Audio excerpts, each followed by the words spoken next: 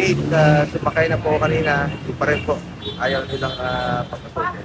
Anyway, ayaw nila kaming papasukin. Importante muna yung kalusugan ni Pangulong Duterte. Kulang-kulang yung sana yung mga medtech kanina, ayaw papasukin.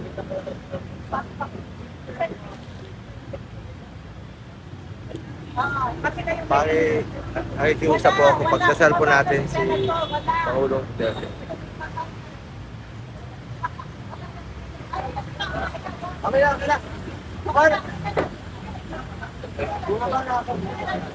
Bababa na ako para makabalik na siya. Hindi na ako papasok. Ayaw akong papasukin dito.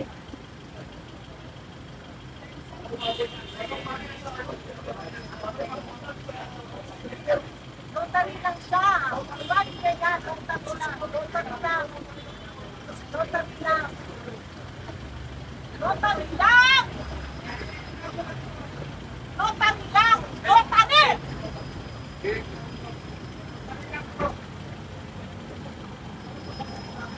Nakapata ng pinag-pingan. Wala mong kaso eh.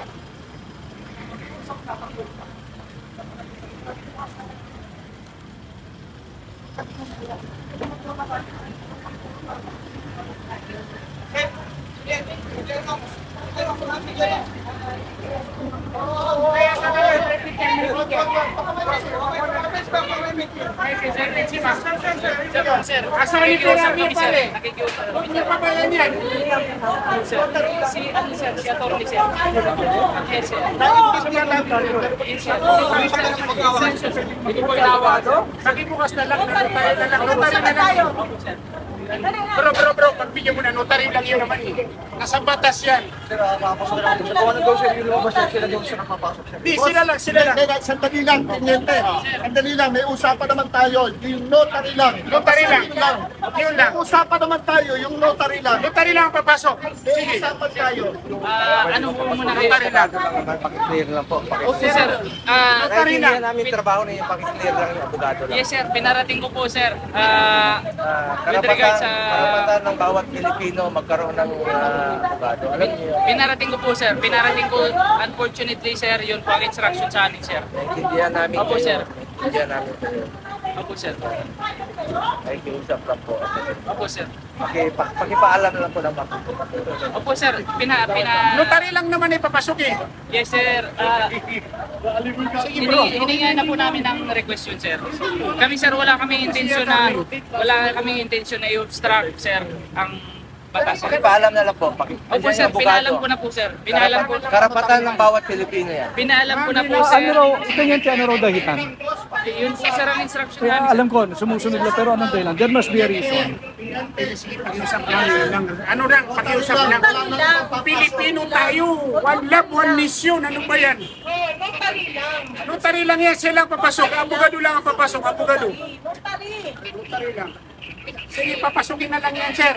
Notary lang. Notary. Seryoso na para tiniente. Yung 5 o'clock ng Supreme Court.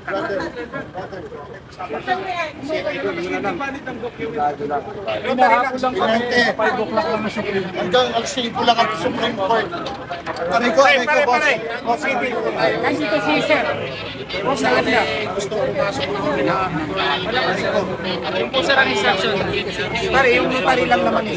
Sir, na-erase ko na po yung concern, sir. Unfortunately po, sir, yun ang instruction sa amin, sir.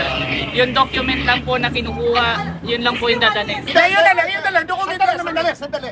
Kailangan manumpa Yun lang. PRRD. Opo, Doon sa sir. notar. Opo, sir. Ito, Pero notaryo. na-erase na nga po namin yung concern na yun na, Okay. sir. And then, ngayon yung document, sir. Yun na lang. Yung document, sir. Yung document, sir. Dali na, sir. Padali niyo yan. Iparating mo na lang. Opo, sir. Naiparating ko na po, sir. Naiparating ko na po, sir. Sama natin si Madam. Susunod naman kami sa inyo. Opo, sir. Opo, sir.